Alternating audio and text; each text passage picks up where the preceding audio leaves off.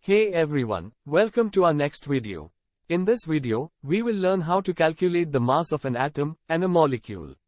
Then we will learn the concept of moles and how to calculate the mass of a mole of a substance. In our previous video, we have learned that the mass of a proton and a neutron are equal, and they have a mass of 1 unit. On the other hand, the mass of an electron is negligible compared to a proton or a neutron, and we can say that it's approximately 0.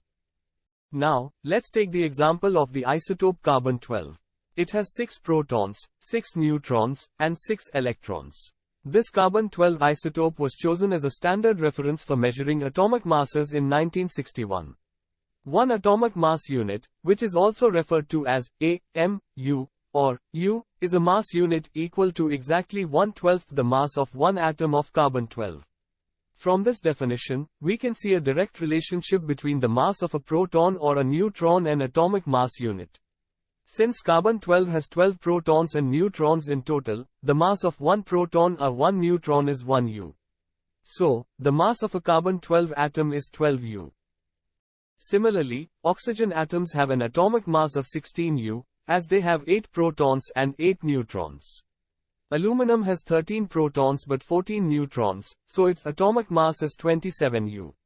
So, the atomic mass of an atom of each element is defined by its mass number, which is the sum of the number of protons and neutrons. Next, 2 or more atoms can combine together to form molecules, like 2 oxygen atoms can combine to form an oxygen molecule, or 1 oxygen atom and 2 hydrogen atoms can combine to form a water molecule, or 1 carbon atom and 2 oxygen atoms can combine to form a carbon dioxide molecule. So, in order to calculate the molecular mass of these molecules, we just need to extend the concept of atomic mass. For example, an oxygen molecule contains 2 atoms of oxygen, and the atomic mass of each oxygen atom is 16 U, so the mass of an oxygen molecule will be 2 times 16, which is equal to 32 U. Similarly, to calculate the molecular mass of water, we just add the atomic masses of each atom, which are 2 hydrogen atoms and 1 oxygen atom. We know that the atomic mass of hydrogen is 1 U, and that of oxygen is 16 U, so the molecular mass of water will 2 times 1 plus 16, which is equal to 18 U. Next, carbon has an atomic mass of 12 U, so the molecular mass of carbon dioxide will be 12 plus 2 times 16, which is equal to 44 U. Now, let's try to calculate the molecular mass of calcium hydroxide. The formula for calcium hydroxide is this. We use brackets when we have 2 or more of the same ions in the formula. Here, the bracket around OH with a subscript 2 indicates that there are 2 hydroxyl groups joined to one calcium atom. So, to calculate its molecular mass, we need to add the atomic mass of calcium to the mass of 2 groups of hydroxyl. So, it will be 40 plus 2 times 16 plus 1, which is equal to 74 U. Next, let's talk about the concept of mole. Just like we measure distance in meters, and time in seconds, we measure how much substance we have in moles.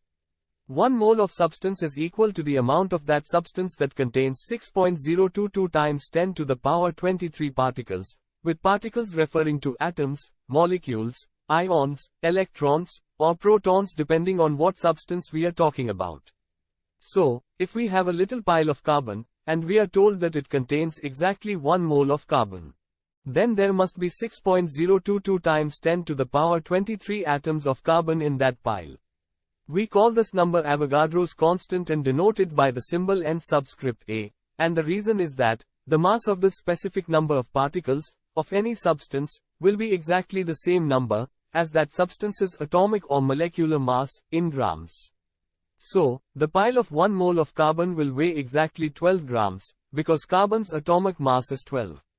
Similarly, 1 mole of oxygen molecule, which has a molecular mass of 2 times 16, which is equal to 32 would weigh 32 grams. Or 1 mole of carbon dioxide, which has a molecular mass of 12 plus 2 times 16, which is equal to 44 would weigh 44 grams. But in all these cases, there will be 6.022 times 10 to the power 23 atoms or molecules. Because of this rule, we can create a formula, which tells us that the number of moles in a sample is equal to the mass of that sample divided by its molar mass. So, if we want to know how many moles there are in 34 grams of ammonia, we will divide 34 with 14 plus 3 times 1, or 17, which is the molar mass of ammonia, and this would give us 2, so we know that there are 2 moles of ammonia in the 34 grams. We can also rearrange the formula to find the mass if we are given the number of moles. For example, what's the mass of 3 moles of carbon dioxide? This time we will multiply our 3 moles with the molar mass of carbon dioxide, which is 12 plus 2 times 16, so 44, which gives us 132 grams of carbon dioxide. We can also calculate the mass of a particular element within a larger compound, like the mass of carbon in 3 moles of carbon dioxide.